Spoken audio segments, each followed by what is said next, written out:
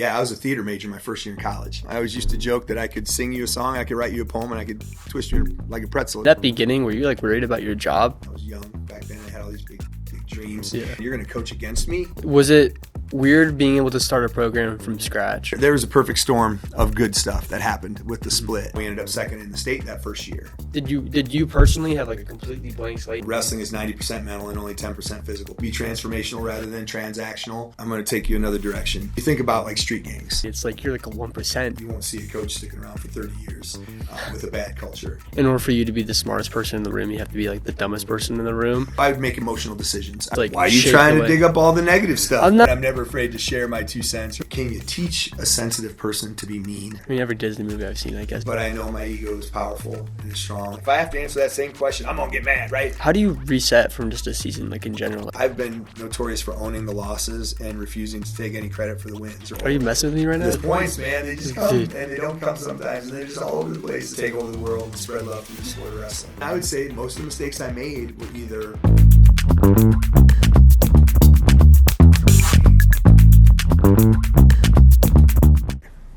Welcome to the show, Coach Vollmecke. Can you kind of just introduce yourself? Yeah, I'm Chad Vollmecke. I've been the head wrestling coach at Northwest since we opened in the fall of 21.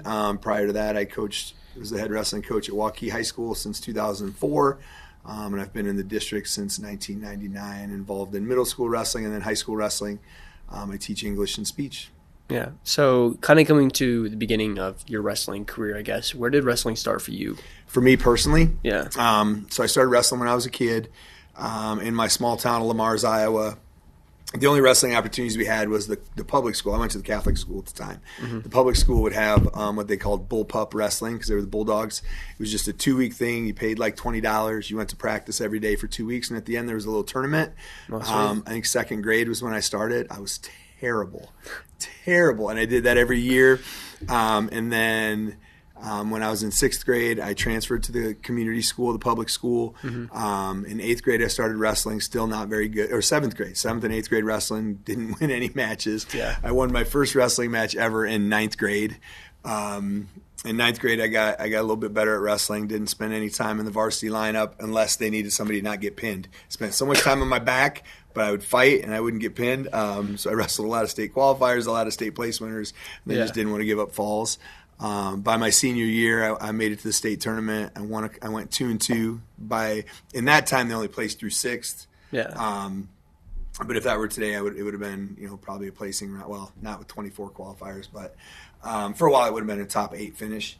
And then I went on to wrestle in college, NAIA school in Lamar's, Iowa, Westmar University, where I All-American my senior year. Yeah, as a heavyweight. So I say, like, quite the progression. What was your weight classes going to high school? High school, so in middle school I was short and round, and then I stretched out. Like in middle school I was like probably 5'3" and 145 pounds, and then as a freshman I was 5'11", 6 foot tall, and 135 pounds. So it was like, so 135 as a freshman, 145 as a sophomore, 160 as a junior, 171 as a senior. Weight classes were different.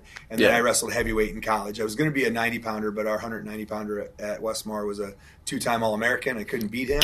But weighing 190, 200 pounds, I could beat the bigger guys. So I earned the spot as the starting heavyweight my freshman year in college. And then I stayed there all 4 years. And I was a national qualifier all 4 years. And I placed 6th my senior season. So yeah, that's ridiculous. Cool. Yeah, that's a little crazy. bit of a progression from there, Yeah. So I had a question from some of the previous wrestlers of like who inspired you and like your general journey to like become a coach. Was it always something that natural, something you just wanted to happen? So my older brother wrestled. He was kind of like my hero, right? He was he was stocky. He was your like the typical view of a wrestler. I was short and round, then tall and skinny, and he was just jacked. And I always wanted to be like him, and so I wrestled. Even though I lost, I just kept wrestling. And then we were teammates in high school. He was a senior, I was a freshman, and I got to see him in a different light. And I saw his leadership role, and that was really cool. And all along that way, I was fortunate of having coaches who cared about us beyond our competitive skill set, right? So if the guys didn't care about me and I wasn't winning any matches, then I might not have stayed. But the men who influenced me through the sport of wrestling all poured into me regardless of my wins and losses. Yeah. It was also evident that physically I wasn't very gifted, but I was a student of the game, and I always felt like I'd be a better coach than a wrestler.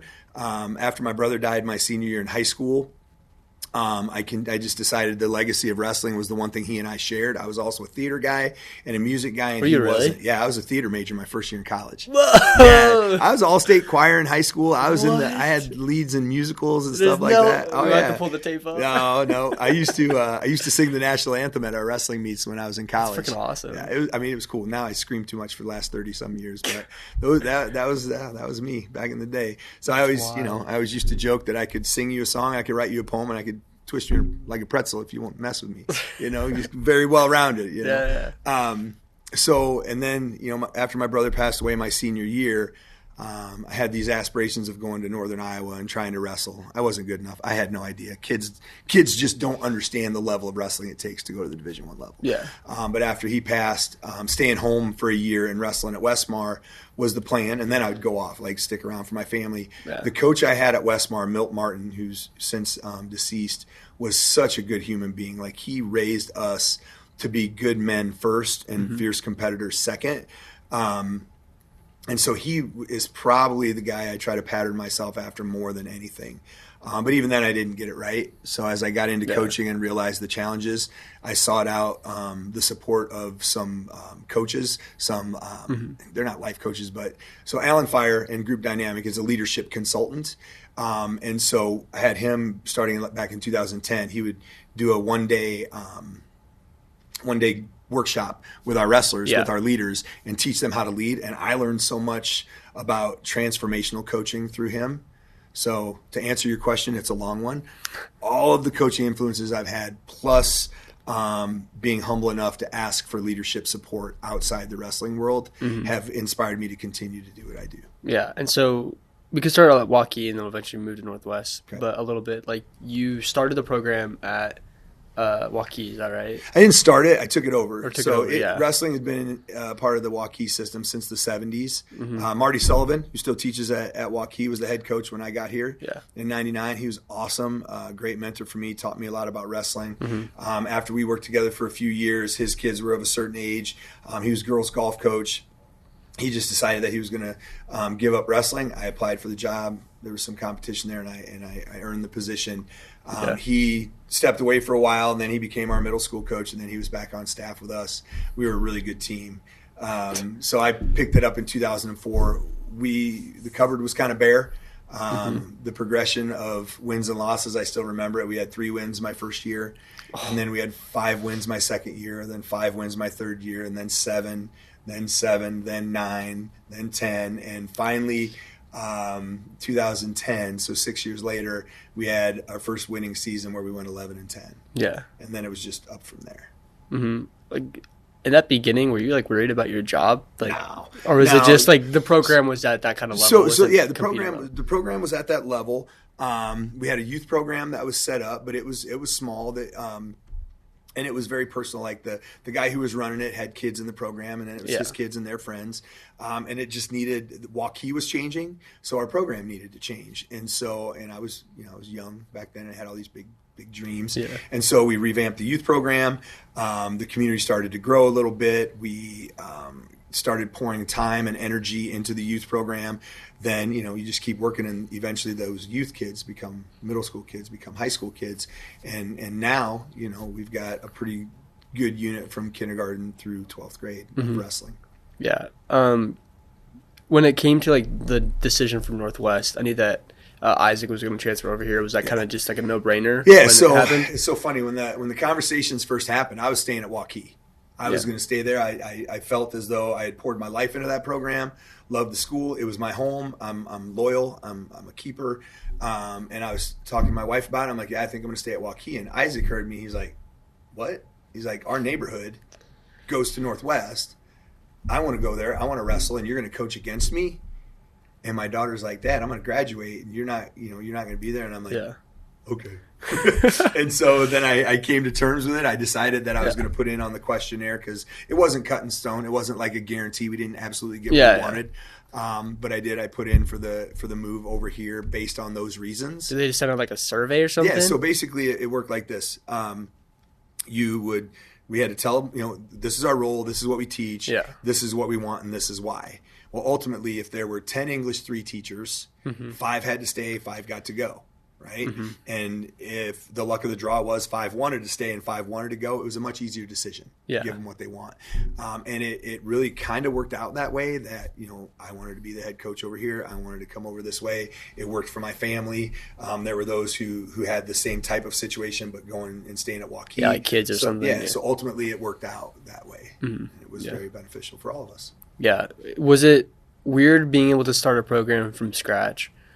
I mean, the previous one, obviously, to some extent, like you revamped a ton of things and all that kind of different kind of stuff.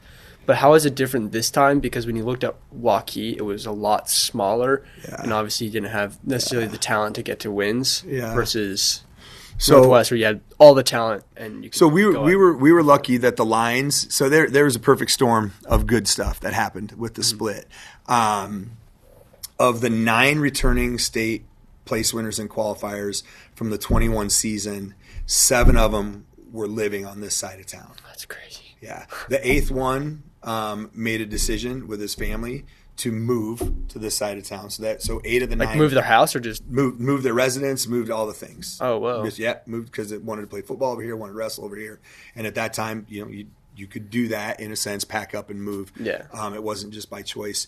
And then at that time too, at the end of the year before, there were a couple kids from other schools that moved into the area and also lived in the Northwest side, where if you open enroll, because they open enrolled, they sat there 90 days, they would be coming to this school as well. And that's how we ended up. That's a big part of how we ended up second in the state that first year. Right? We had place winners that weren't on the team the year before who moved in over here. Obviously, we have what I believe is one of the best coaching staffs in the state, and we were able to get to know those kids really quick and help them get better. Yeah. A couple of them had qualified for state but never medaled, but with us they medaled. Right? Yeah. They earned a medal. So evidence that we were doing good things in the middle of all that. The youth program, basically, some communities like Ankeny, for example, has one youth program for the entire community. Right. Even though there's 2 schools.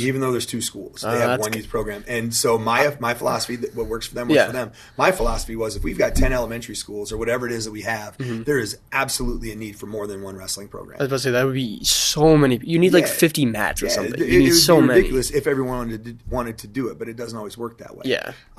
When our school split, the last year as one, we had 65 kids out for high school wrestling. They cut our staff in half. They said, you get 3, they get 3, because 65 cut in half is only 30, 2.5. I'm not good at math.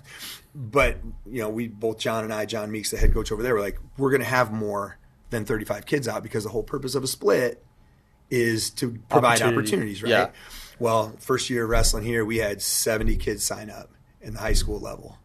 And they're like, oh, you're right, here's more coaches. They had more kids sign up. Oh, you're right, here's more coaches. How many do Waukee have? Waukee, we had 70. They probably had 55, I think. 100, signed up that first year. What, 123 in year 65? 1 compared to 65? Yeah, it's what happens. If you build it, they will come, right? You give opportunities. Kids are going to try stuff. In our youth program, we started the Wolf Pack. Everybody on this side of town who had already been in wrestling was familiar with our program, familiar with our systems. They signed up. In the last year as one program, Waukee Youth Wrestling, we had 156 kids. We opened up Wolfpack with 130. Oh my gosh. And the Warrior Powerhouse Wrestling Club started with 75. So now we're talking 200 little kids, right? Yeah. Now we're both, thriving with big groups and have our own identity. And it's, I think it's a testament to the community that's been built over the years and people having faith in the leadership on both sides of town. Yeah. Is the youth program K through it's 7? K through 8. It's K through 7 because we have 8th grade wrestling, but when 8th grade wrestling finishes in December, those 8th graders come into our Wolfpack Wrestling Club. Okay. Yeah. And so it feeds K through 8. Yeah. Working on trying to get 7th grade wrestling reinstated around here because the 7th graders kind of flail and they kind of miss out. And a lot of the other CIML schools all still have 7th grade wrestling. So if you just put something plug together, them back in, it would be a huge difference maker for the community and for the culture. So we're working on that. But the youth program's K through 8, basically. Yeah. So considering you had like a completely like different split, would you have to be like super sensitive in how you approached, like in some sense, building a new program, even though like you're building a program when everyone already knows what the building looks like in some sense, or what it can look like? Like how did you have to approach it in some way that like, did you personally have like a completely blank slate and you could do whatever you wanted? No, we like the wrestling room itself was like, hey, here's what your room's going to look like. I got to have some say in what our mats look like, the designs, some of the structural makeup. Once we moved in, we realized there were some additions that needed to be made. Our administration here in the building and in the district was great about it. The facility at Waukee High School is phenomenal. That's awesome. And we wanted to make this one, home as well. And it comes with its own challenges, being that it's used also for tornado shelter and things like that. Yeah.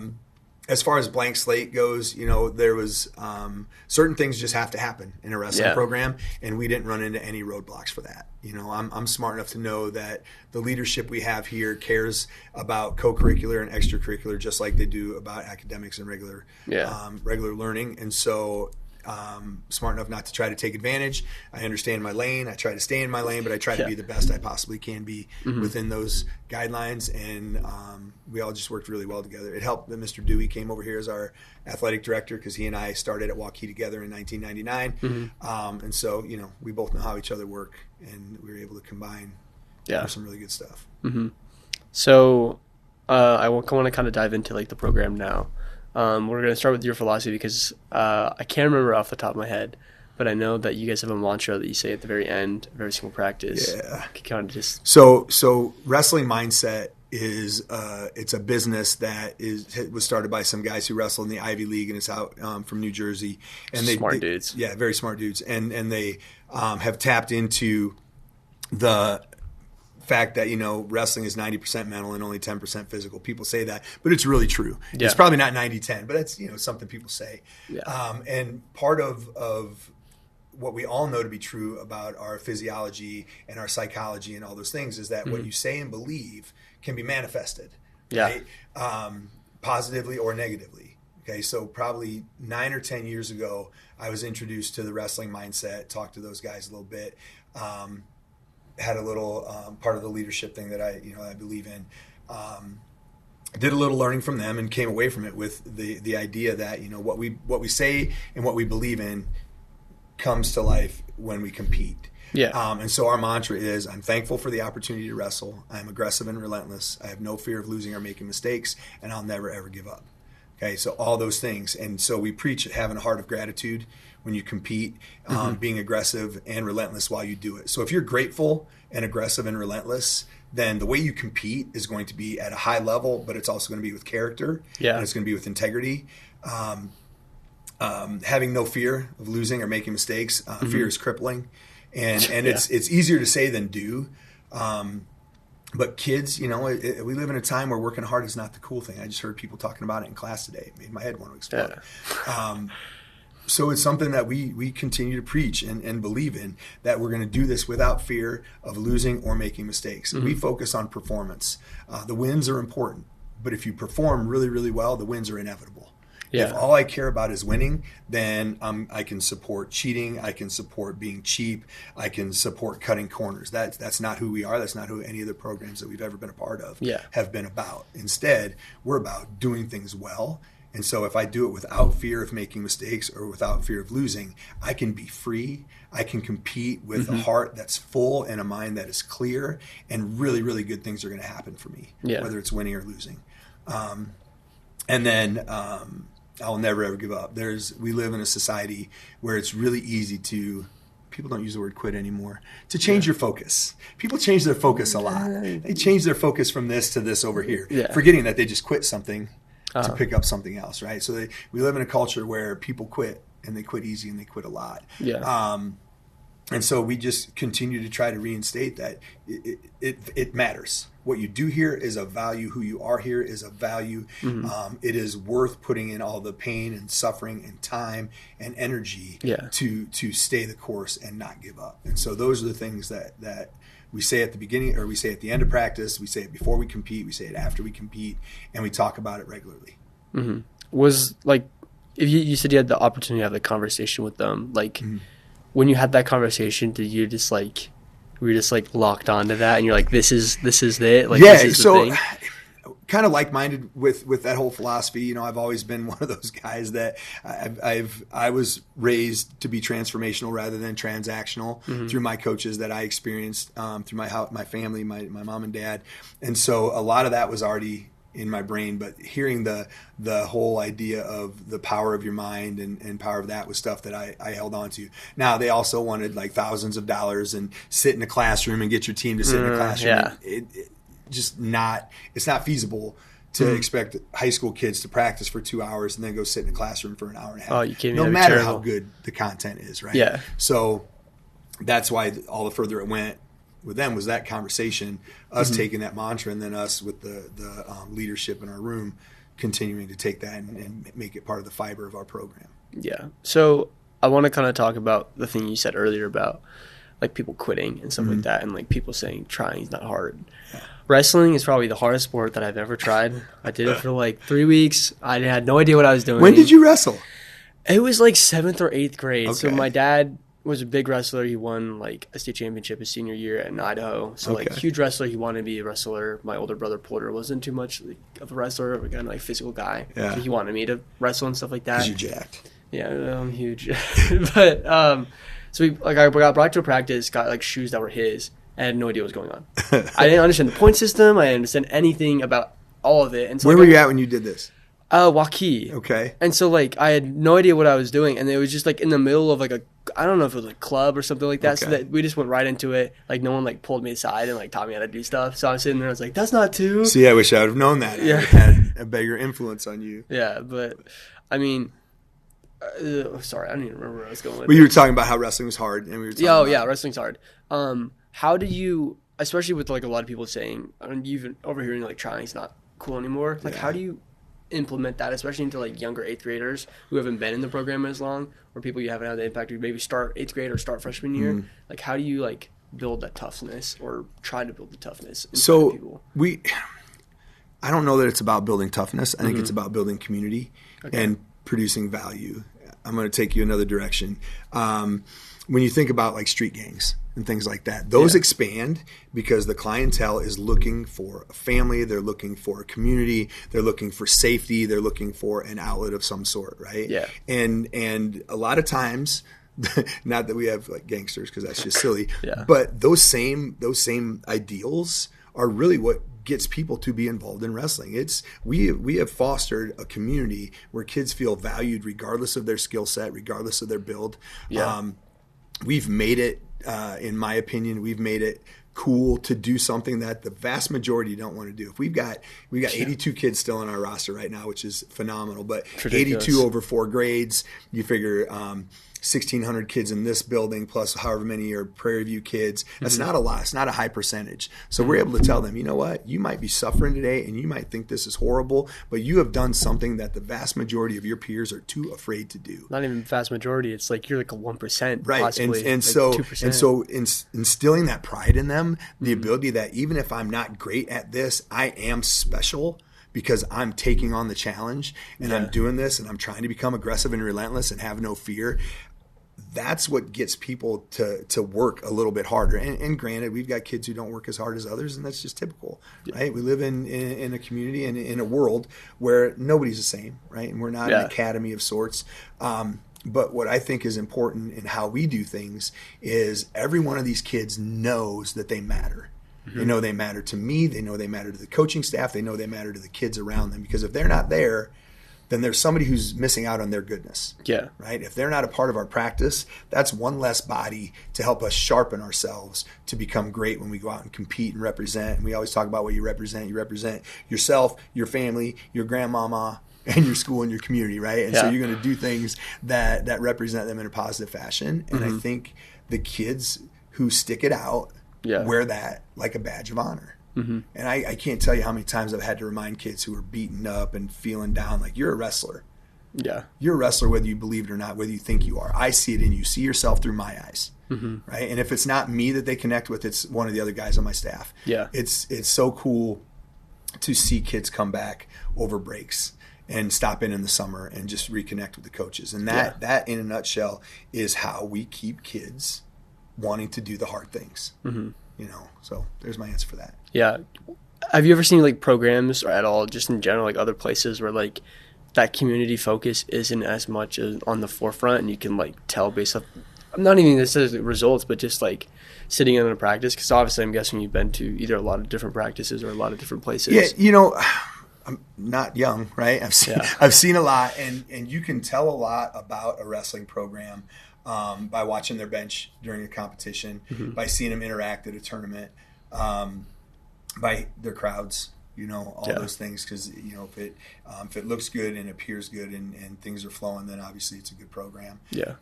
There are definitely some programs out there that have the wrong things at the forefront. Yeah. And you reap what you sow sometimes. Yeah. And I see that, and what I do is I hope for the best for them, and I like to believe that the good things that we do are prominent enough that people see it and maybe sometimes want to pattern themselves after it a little bit. The good news is parents are always going to be parents, and they're always going to love their kids. Yeah. And some are going to love their kids so fiercely that they're not going to stand for a program that is transactional rather than transformational. And so a lot of times those programs are short-lived. You won't see a coach sticking around for 30 years with a bad culture and toxic things. You said this a few times, but can you speak a little bit about transformational over transactional? Yeah, those are kind of buzzwords, but they're something that's very important for me. Yeah. So transaction, you're worth something to me, right? Like I give you something, you give me something. That's a transaction. Yeah. And there are a lot of coaches that are out there that are like, "What have you done for me lately? If you can do something for me, I will care about you." Yeah. Right. And that is not how we do things. It's not how we do things at all. Instead, you matter because you are. You're a being, you're here, you've chosen this, so you matter regardless of what you can give me. Okay? And so our goal is to transform them into a better version of themselves while we continue to become better versions of ourselves. Right? I'm hearing a lot of, I've heard a lot of positive things about our program, a lot of positive things about our coaching staff, and I always remind people and remind myself and our coaches that we're better today than we were before. Right? That doesn't make us great. It does give us hope that we're going to be even better tomorrow. Yeah. Right? We're always in the process. We've never arrived. Yeah, I was going to say. Yeah. You never stop learning. You never stop growing. You never stop trying to be a better version of yourself. But our goal is to transform lives in a positive way through the sport of wrestling. Yeah. Was there ever a point where you felt either this program or even Waukee reached that point? Because I'm guessing like when you start instantaneously, it's obviously not going to be bang, you're there. Yeah. Otherwise, other programs would obviously have that, or it'd be like an overnight switch. Was there like a point like that either you can remember or that I felt like what? Where you felt that we had arrived? Yeah, not necessarily you've arrived, but like have gotten to a point where it's like, okay, like you can tell. Like if someone walked in and be like, this is a good program. Yeah. Like obviously you're never going to arrive at the best possible thing is always like trying to get as much close as yeah, for sure. So, the first several years was trial and error. And I tell people too, like, oh, you do such a great job. I'm like, I'm the same coach I was in 2004 when we weren't winning, right? But I am a better version of that now. I've learned more. I know more. It took 6 or 7 years for me to fully get out of my own way and rely on people who maybe had better organizational skills, could help me organize a practice. My ADHD brain would be all over the place, and sometimes we wouldn't get things accomplished that I wanted to get accomplished. And then there were times when, I would try to do too much myself rather than using the strengths of my assistant coaches. Yeah. I would say probably around 2012, 2013, when we started getting multiple qualifiers, I'd had some conversations, one being James Biscaglia, our Raccoon River wrestling head coach. He had been on my staff since 2008, and he and I sat down. He's like, hey, dude, we're on the verge of really good things. Let's talk about how we can organize practice, because he's got a very great organizational brain. Yeah. We talked, we mapped out what a season could look like in terms of this is a teaching day, this is a wrestling day, this is a competition day, and balanced it out to peak. And that was a life changer for our program. And for me, it helped organize my brain, right? Think graphic organizers in a classroom. I had one for practice now. And that was huge. And then as we got better, we started attracting even better coaches and a larger number of them. So we went from having 3 or 4 of us to now there's like 12 guys that all want to invest in the program, and many of them are still in competition level of health. Yeah. So there's, we've got a lot of coaches who can do that. So that's another indicator that we've reached a level. In 2018, we placed second in both the traditional and the dual team tournament. But prior to that, we had, and so people think, oh, that's when you arrived. You got your first big trophy. Big win, yeah. But that's not it. We had become relevant and respectable probably starting about 2012, and it was less about wins and losses and more about the fact that people were noticing that we were doing things right. We weren't taking shortcuts. We had people wanting to invest in our program. Like, that was the image that people were seeing, and I didn't even know that until I started hearing from other coaches, and they were like, hey, what do you guys got going on right now? Because it just looks different over there. It looks really cool. Like some of it's in the water, Right. And so, and from that, I just started sharing with people, like, hey, I had this revelation about practice time and using our time correctly. I had these revelations about the best way to teach kids certain things. I was able to step away from certain things and lean into other things. And I would just, share that information. And it has made a world of difference. So right now I've got all these coaches who have different responsibilities. Coach Yankovic, I always joke and say he's our director of player development, when really, like, he's our technical guy. He shows all the things. His voice leads the room through practice after I've created the practice plan, getting input from the coaches about what they've seen. We got Coach Parker and Coach Blumberg take care of our JV and our B team, and they help those kids get up to speed with the guys who've been wrestling forever. And then we've got room guys who have their own little stables of guys that they work with and that they watch and know their tendencies, and they can drill with them and they can work with them and they can also encourage them. And they get to know them personally in a way that they can tell, like, okay, you're off a little bit today. So what's the roadblock that's keeping you from being super productive today? So when you know a wrestler inside and out, not just technically, but their energy and those things, you can fix a lot of problems and you can cut off a lot of issues and you can help those kids be better. And so as soon as we started getting there, which is, like I said, probably 2011 or 12, that's when I would say, I was like, okay, we are definitely going to get moving in the right direction. And then it's all been really good since then. Yeah. I mean, I've heard this a lot, especially in business, but like, in order for you to be the smartest person in the room, you have to be like the dumbest person in the room in some sense. Do you understand what I'm saying? Like, do you feel like the coaching staff, like, you've built out perfectly to the point where, like, in some sense, obviously, yes, you're the head guy, you're making all the big decisions, but like, that when, like, Brett or Coach Yankovic is on the thing, like, you completely trust that. And like, there were days when my ego would be like, I can't miss practice. Like, I don't care what's going on in my life, death in the family, anything like that, I got to be at practice. And it, like, I'm at such great peace with where the program is and where it's been for the last several years, that it's not a question. And it's funny because there's a lot of strategy involved, believe it or not, in dual meets. There's like moving kids around and doing stuff like that. The whole world knows that my brain doesn't work that way. Math is not my jam, right? And so I'll just be like, fellas, let me know what we're doing tonight. Right. And where it's my name, if you will, on the line if we lose, Vollmecke, blah, blah, blah. I have nothing but trust for these guys because I know their strengths, they know their strengths, I know their weaknesses, they know their weaknesses. We all interact really well together. And there's great transparency. If I'm being a lot, they let me know I'm being a lot. And if there's not enough, then we talk about where somebody's not being enough. But we've got a really good thing going right now. I want to move on to a bit more of like diving into like the practices and stuff like that. Like initially when you were a younger coach and you were like just a head coach for the first time, was there any like just bigger mistakes that eventually obviously probably corrected, or like things that you did when you were younger that you wish you didn't have done sooner or anything like that that you do now, and it's like these are the most important parts that I was missing when I was younger? There's a lot. So with youth, there's a lot. Your emotions are a lot higher when you're young. I don't know if you know that, but really, I feel like it'd be the opposite. No, like the older you get, the more you've seen, and the less holy crap, the sky is falling moments that you have. Oh, because you've been through the ups and downs. You've seen it. So right now, back in the day, if I got an email from an angry parent or I had an angry parent come up to me, it was, let's go. I'm right, you're wrong. Come at me, and I'm going to win. Let's, make a better choice because this is not what you want, right? Yeah. And those types of responses, God bless Mr. Dewey for helping me grow through that. Like always on my evaluations, you need to be less reactive. Your sportsmanship, your energy needs to change a little bit. Yeah. Right?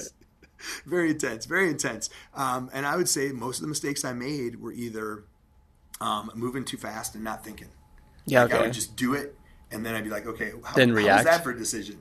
And I'm like, oh crap, I probably should have paused, taken a moment, reflected, and then done something. And there were just a lot of those. And then also is there an example of like that where like you just... Yeah, so I would make emotional decisions. I remember one time with wrestle-offs early on, and probably maybe my second year, I saw something and I thought, you know what? In my head, these two kids need to wrestle off even though they didn't want to, because I wanted to push this kid. I wanted him to feel like he had to protect his spot, right? Blew up in my face. The kid I wanted to rise up to the occasion crumbled because what he saw was, Coach Vollmecke doesn't believe in me. I must suck. And then he got beat by somebody he probably shouldn't have gotten beaten by. Yeah. And so that just created a whole culture in my room that fed from that I didn't care about the kid, or that my decisions were not well thought out. Just like that type of thing. Now, we recovered from it that season even. Had some meetings with some parents and had some meetings with the kids and did some explaining of my rationale, even though it ended up being wrong. So luckily we came to a place of understanding. But had I stopped, thought, done a little research, had some conversations, even just talked to the kid, like, hey, how you feeling? What do you think you need to get over the hump that you're at? Where I thought, make them wrestle off, that'll work. Yeah. And then I would have gotten to know a little bit, but instead I was moving 100 miles an hour, trying to save the world, trying to do these, trying to get good really fast. Yeah, was that like before you had all your coaches too? Yeah, so you were trying to do everything? It was me and two dudes. It was just me and two guys, 30 kids on the team, really, really bad at wrestling, through no fault of anybody's. It was just not really a wrestling community yet. And I was trying to make something faster than I knew it would take. Like you don't know what you don't know. And so I was trying to force something rather than understanding the realities that I know now. Yeah. Right. And those realities are things like, nobody's going to love wrestling as much as I do. So I can't expect the kids to do that. Right? Yeah. That skill sets are skill sets, and they take time to change. Yeah. Right. No matter how much I wish something for somebody, what's going on in their life, what they're physically capable of, that doesn't just change overnight.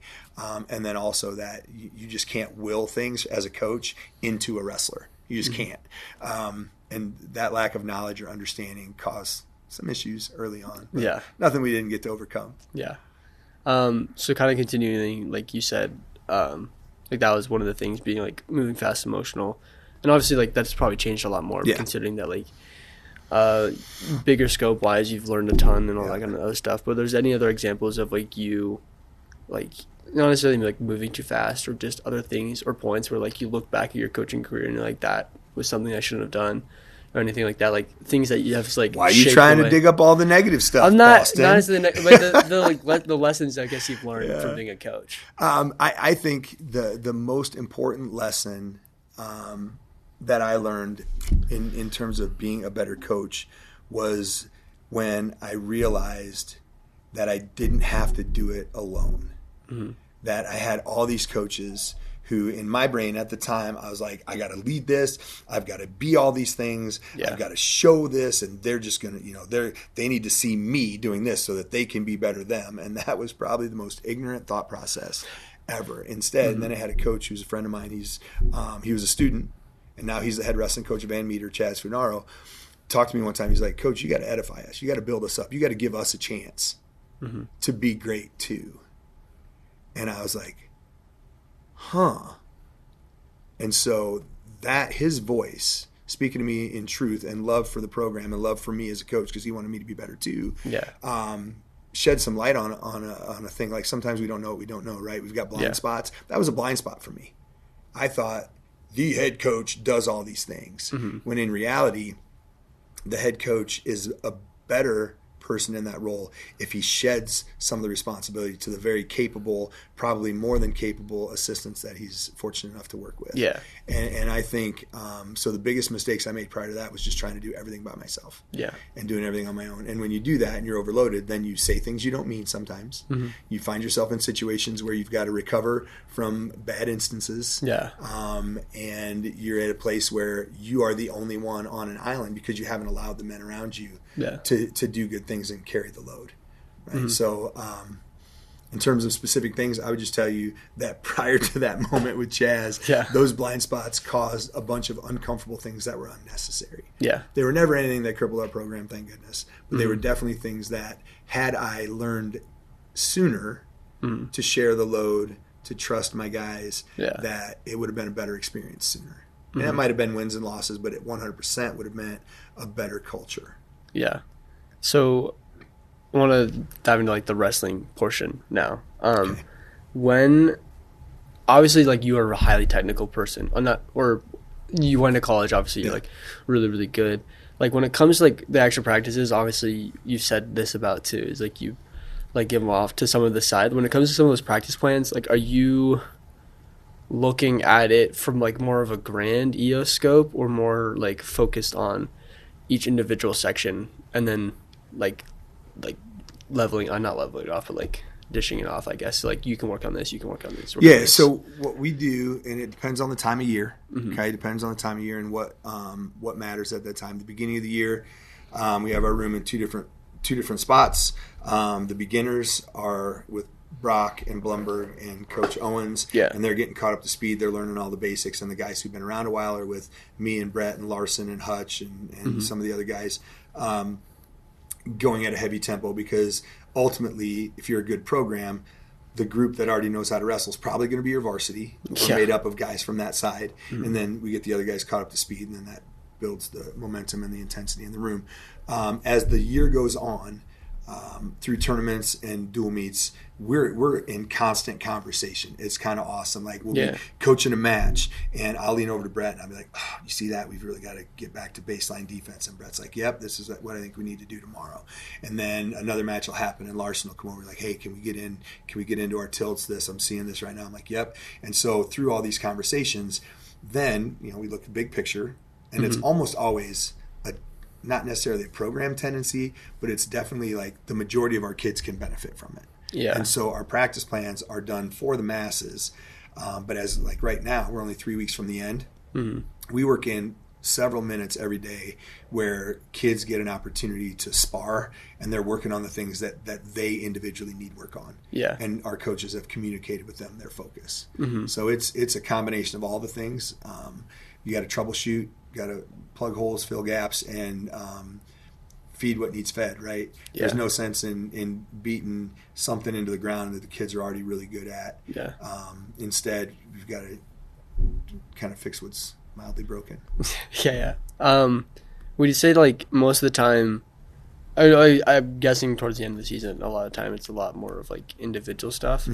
Like how much of that is you versus you like divvying it up? Like does your overall like responsibilities get lighter or later in the season because of how much it's like very much focused on each player, and you can have your head coach or your assistants do all of that, or is it more like focused on or heavier like wise at the beginning of the season? So my responsibilities are always the same. My brain always works the same way. I'm always have my finger on the pulse of everything, but the beauty is that we have a staff that works specifically with certain guys, and everyone's covered, and sometimes they share. If you ever go to a tournament, you'll see that I'm not even in half of the corners because I trust the guys who work with them to know what's best. Yeah, I did notice that actually. And if I see that, but I'm never afraid to share my 2 cents, or if I see something strategic or tactical that we need to do, they're going to hear it from me. Odds are they were probably going to do it anyway, but wrestling's a sport of yelling. So at this point, the wrestlers and the coaches that they work with on a regular basis, with feedback from me as well, are all working towards their common goal of finding their best wrestling. And I would say right now I could tell you nobody knows Karu Christensen as well as Coach Larson does. Right? I know what he can do well, and I can see what he needs to work on. But Coach Larson knows everything I know and probably a little more. Right? Brandon Tessau and Abraham Parker. Brandon probably knows a little bit better about what Abraham needs, or at least as good as I do it, but he can feel it because they spar together. Yeah. So it's a shared responsibility, but 100%, the kids have full ownership, and the coaches come alongside them and support them and all of that with their knowledge base. Yeah. When it comes to, sorry, I forgot. But, hold up, it's going to come to me. We got time. I don't even know what time it is, but we'll get there. Yeah.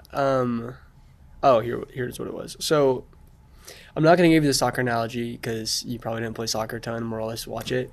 But what percentage would you say of a person's game, not physical, mental, but is like physicality versus like technique?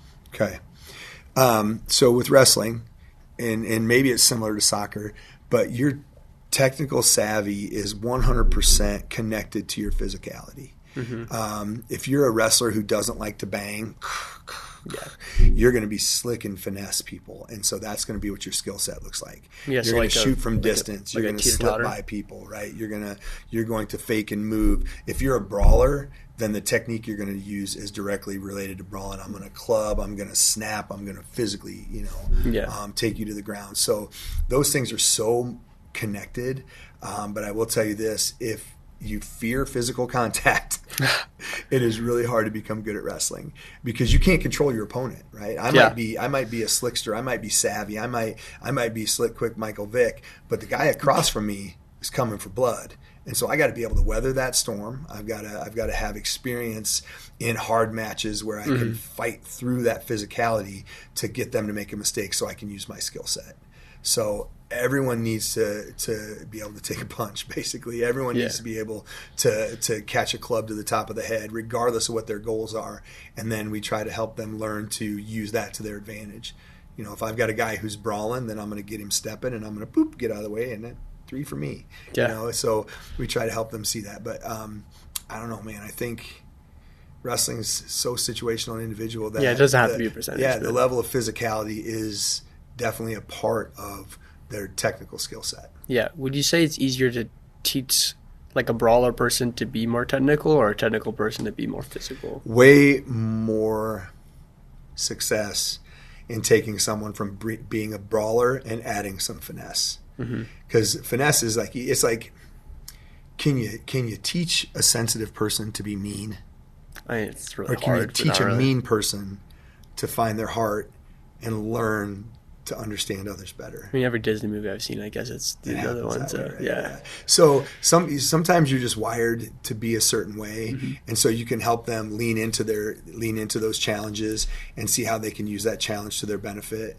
Because if I'm a slick person and I know I'm going to have to compete with a brawler at some point in time, I hope I have a coach who can show me to feel a little less of the brunt of the pain, right? Because that means I don't want to get hit on the head. Yeah. So I'm going to watch him. When I see him lean, I'm going to slip, right? The bulk is going to go past me. I'm going to use their momentum against him. I'm going to hit a low single and I'm going to score. Yeah. Right? So on the other hand, though, you take a brawler, you get your opponent to set their feet, and then the floor drops out from underneath them, and it's a score, and they're like, what just happened? So I think it's easier to teach a brawler to tap into finesse than the other way around. Yeah. How much would you say ego comes into play with a lot of wrestlers? Because I know ego, yeah. Oh, we just talked about this at practice the other day.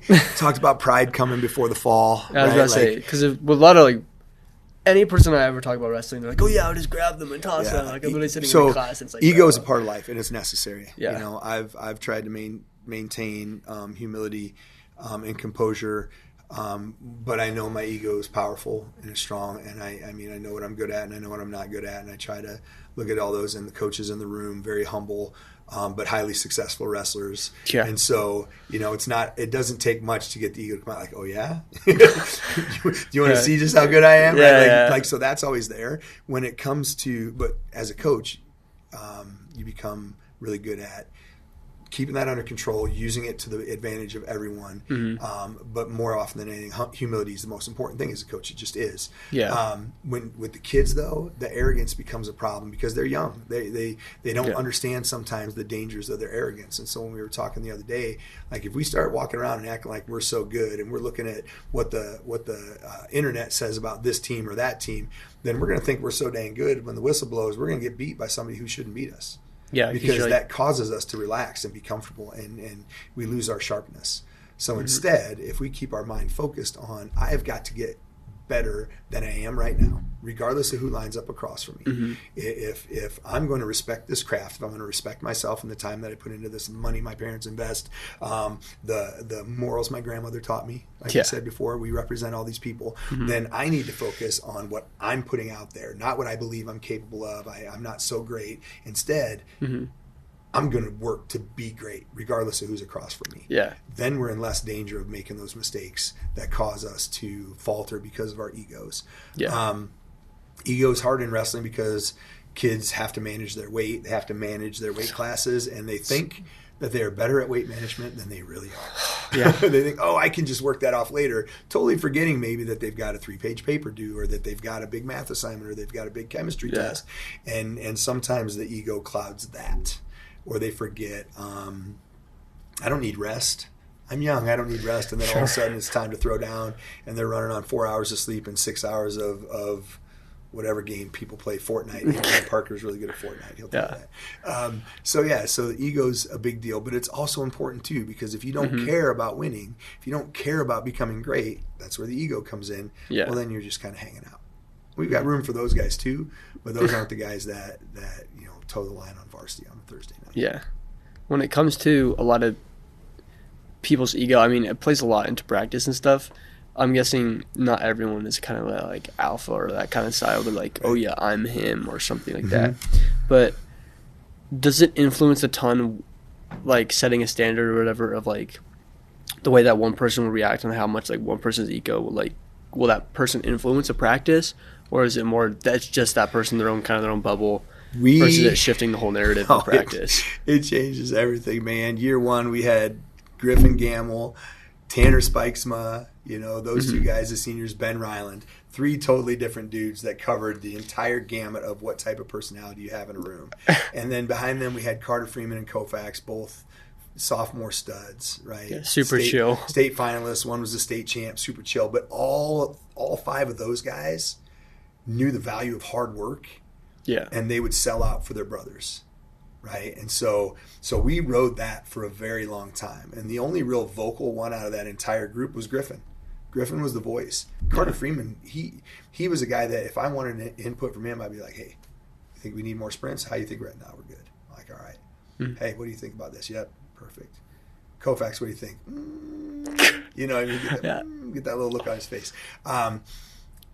We don't, and maybe it's my fault because I'm so loud. We don't have a whole lot of vocal kids because it's not needed. There's a lot of grown-ups in the room. But the effort brought and the attention to the detail and the work ethic is 100% felt throughout the entire room when it comes from those kids. And I would say, ego-driven. Tanner Spikesma plays 6th this senior year on a torn ACL, right? Like, that's ego. That's, you know what? I am so me that I'm not going to let this stop me. And we were fortunate enough to be smart enough to help him manage his health and his body and not grind him out. Right? Crazy thing. It's crazy. And then right alongside him was Griffin and then Ben Ryland. Like, again, those were the 3 seniors that came together. And then we had the guys that had moved in were also pretty great. Yeah. And then so here we are. Last year we had Carter and Koufax, right? They were the alphas in terms of their resumes. And in terms of their experience, had spent more hours on a mat than anybody else in the room, and so their effort, and their attitude that led the room. Well, now they're gone. Yeah. Right. We have a very heavily sophomore-led program right now. Right. Those are the guys that came back with probably the most accolades aside from Jamal and Abraham. And Jamal and Abraham, like, they were new to the sport of wrestling. They didn't start till 8th or 9th grade. Really? Right. Yeah. And then you got Carew, who's been wrestling since birth. Right, the little brother literally. Koufax. Like, I'm not even playing. I remember when he was born. I've been around that long, because I was coaching Thurman in our youth program. Yeah. When Gail had Carew, like they've been in the family this whole entire time. And so those guys are gone. Our senior leadership is just different this year. Not a whole lifetime of wrestling investment, none of those things, but have had some success. Yeah. And then you've got these sophomores who spend hours and hours and hours. Then you got the juniors like, Bryce Williams, who spends a ton of time in a wrestling club. And so that it's just different. And so it took us a few weeks to get a feel for the room. They understand our standard. They understand what's expected of them. For us coaches, adapting to the maturity shift, like there was nobody more mature than Carter Freeman and Koufax when it came to knowing what they needed, knowing what they wanted, and knowing exactly how to get it. I mean, when they're that high of a level. Yeah, and when your coaching staff respects your opinion, right? That's big. The maturest wrestler in our room right now is probably Lincoln Hutt. He's wrestled for a very long time. He's a very mature individual. He's been a leader, 2-time state qualifier and all that stuff, and he's super helpful. But again, you've got a lot of other guys who've wrestled just as much. They see him more like a brother than a leader in the room, right? And so it's just a different dynamic that we had to feel and work through. Yeah. And I think we're in a really good spot. And I think some of those younger kids are finding their voices and starting to realize that you don't have to be a senior to be a leader. Yeah. You don't have to be the number one wrestler on the team to be a leader either. And that's also part of what we try to do with them, is to help them see their strengths. So yeah, we're in a good spot. Next year they'll be even better. Yeah. Was this like the first time that this kind of leadership way is shucking up? Like year two was like different. This? We went from guys like Griffin, Tanner, and Ben and those guys to different personalities like Cale Winter, Dom Rubino, also awesome dudes. Right, great guys, but and Dom had been a part of a wrestling club his whole life, wrestling with Pablo. But I think him and then Logan Stotts, who had moved in the year before, so he wasn't invested entirely for his whole life. So that was a different feel than a kid like Tanner and Griffin, who'd been around since 5 years old, and then Cale with his football dreams. So that was a different feel. So we had to feel differently then. And we obviously worked through that. We placed 6th that year, and still had a lot of fun, even after losing. We had 4 champs the year before. Holy cow, that's just unheard of. So it's like every year there's a leadership shift, a different feel in the room. And so, the standard has been set, the expectations have been set. It just takes a little while for each group of leaders to become who they're meant to be after the leaders before them have gone. Yeah. Because no matter how hard those guys I just mentioned, like Stotts and Dom and Cale, may have wanted to lead as juniors, Griffin, Tanner, Ben, those guys, you just can't overshadow. You get in line and you be the best you can be under those circumstances. So every single year there's a shift. Next year, we'll graduate guys like Jamal and Abraham and some of the guys in the lineup who've been great, like Eli Dobbs and Lincoln, and then the other role players who are fantastic, like Ian Logan, Bryce Culp, Logan Klein, Robert Reed, and then our JV guys who are always selling out for their team, Jacob Connell, guys like that. When they graduate and leave, these juniors, like Bryce Williams, I'm trying to think, is he the only junior in the lineup? And everyone else a freshman and sophomore? Like they're gonna have to rely on some of these sophomores. That's actually crazy. Crew's gonna need to find his voice. Gabe Rubino will have no problem finding his voice. Right? Like Gabe's a natural leader, knows what he wants. Joey Cahill is gonna continue to grow up. Grayson Manning, like these sophomores who have invested so much in the sport of wrestling, like they're gonna work really well with the junior class that'll be seniors, and they'll lead. It'll be different than it is this year, but it'll be no less great. It'll just be a little different. Yeah, well, you say that's one of the hard parts about like your job is like managing all the new personalities and like what they step into. Yeah, it's nice to have the consistency, at least be the coaching staff, the policies and the expectations of the program. Like nobody walking through our door is gonna be like, I wonder what they expect from me here. Right? Like that's definitely not a thing. But every year, like it's really funny. Teachers will probably tell you this, right? But I'll answer in the classroom, right? I'll answer the same question 5 times first block. Same question 10 times second block. 10 different kids. By third block, if I have to answer that same question, I'm going to get mad, right? But it's a different kid asking the question. But in our head, like, I've said this 1,000 times, right? It happens like that in wrestling too. Right? Oh, I bet all the time. Probably even more. I feel like I've been doing this for 30 years. Well, the truth is you have been. You just get different kids every time. Yeah. Right? And so, again, if your focus is only on arriving, like, why aren't we here yet? Well, then you've missed the whole ride. Yes, it's the journey. The whole idea that you've got new kids that you're influencing and bringing along. So, yeah, it's definitely challenging to have to get new kids every year and every 4 years. Yeah. But it's also part of the fun. You know? Yeah. How do you reset from just a season, like in general? Like, do you just go on a vacation? Do you just like not go anywhere near a wrestling room or anything wrestler? What's a vacation? No, wrestling's never over. I don't know, man. I literally used to get super sick at the beginning of wrestling and super sick when wrestling got over. Like, my body just needed something. The stimulation. And that was probably when I was not making the healthiest of choices mentally with what I valued.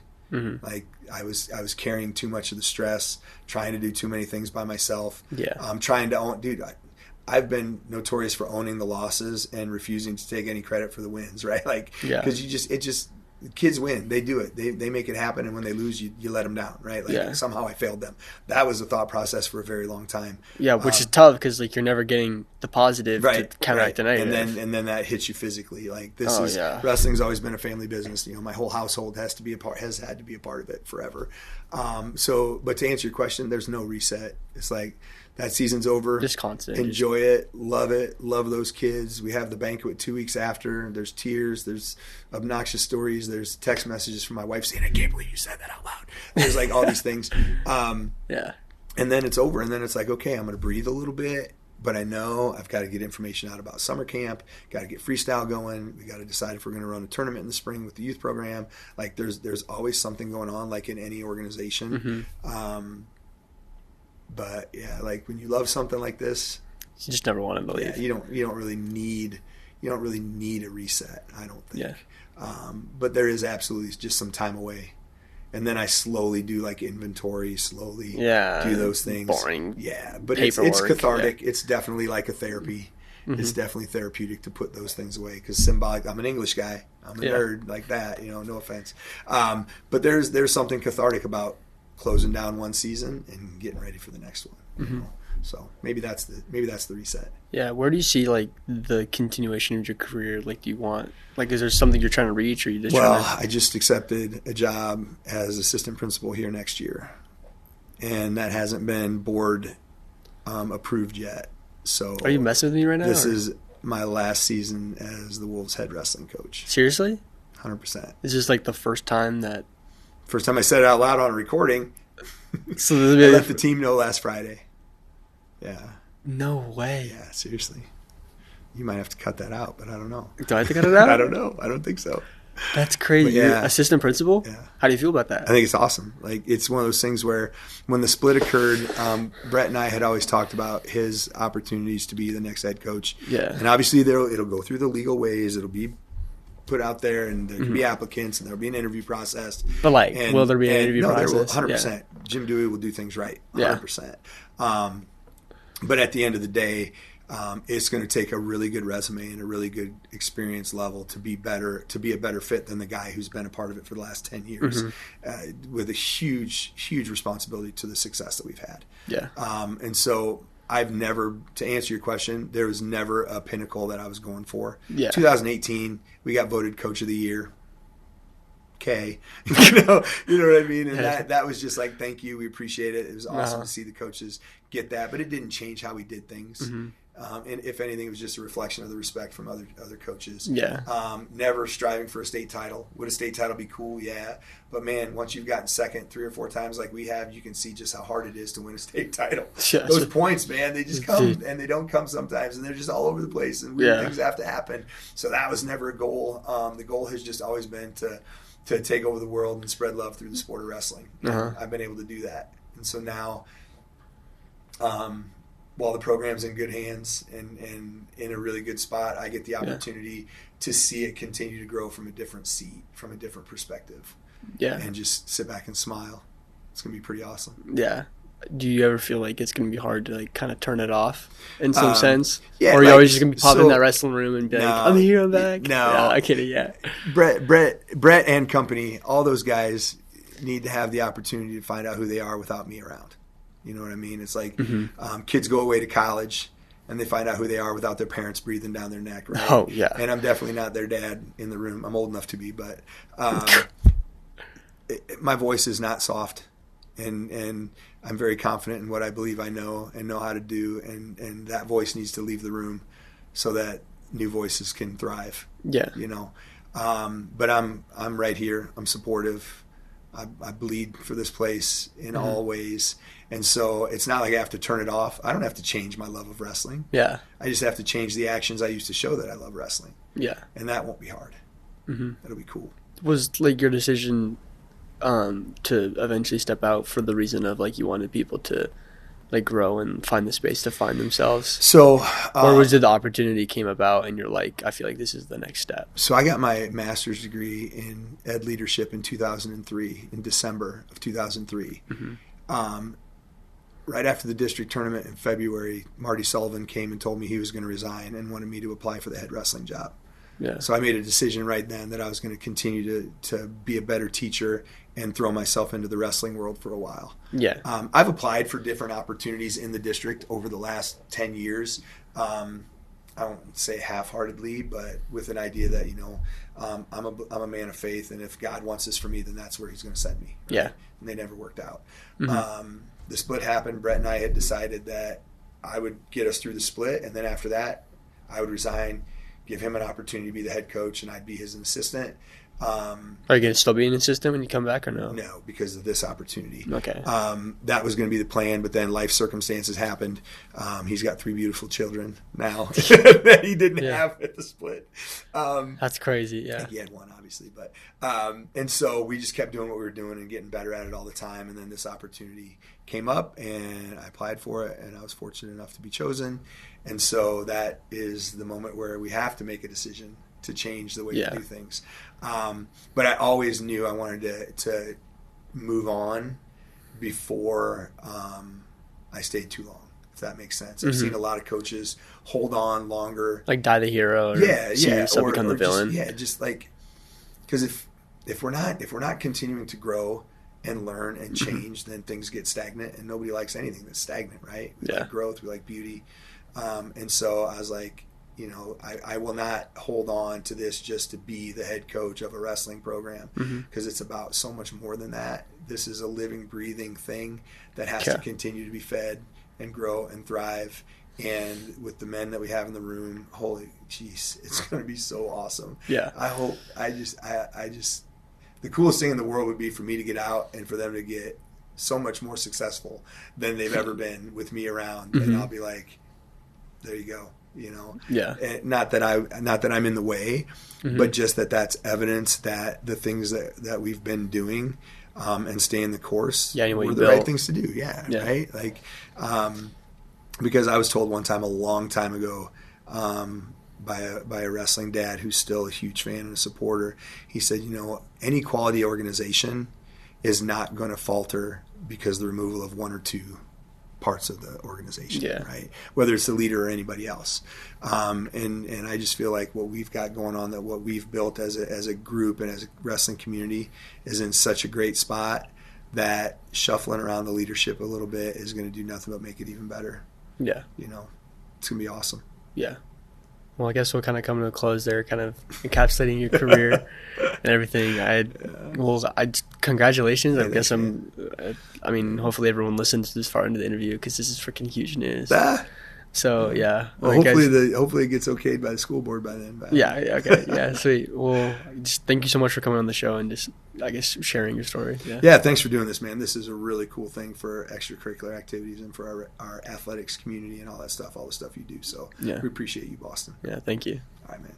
Sweet.